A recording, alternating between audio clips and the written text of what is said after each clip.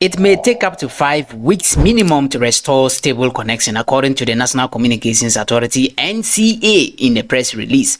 So the NCA has held a meeting with all the subsea cable landing service providers and the mobile network providers, that is MTN, Telecel, and Tigo, has a way forward to restore internet connectivity in the country.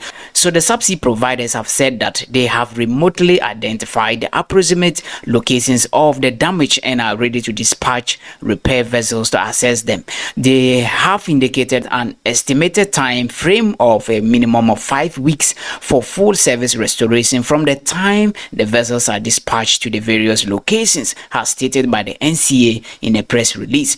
So until then, for now, the mobile network providers have only allocated limited bandwidth to only essential and basic services like the health and banking apps, among a few others. So most apps like Facebook, WhatsApp, TikTok, YouTube, Instagram, internet websites, uploads, downloads, and opening links might become very slow or not work at all at your end. So I'm going to show you a method that you can open all apps, links, websites, and browse the internet with good speed. So without further ado, let's begin. So the first we need to do is to open Play Store, search for XVPN, hit the install button if you don't have it already installed. I have it already installed, so I will go ahead and open it. This is the interface. There are a few settings you need to do here for it to work. So go ahead, expand the location section, leave it on free service. That is the first one. So move down a little bit to the protocol section, change it to UDP. These settings will allow us to use this VPN for free. Anyway, you can buy the paid plans if you want top speed access, okay? But the free version can still allow us to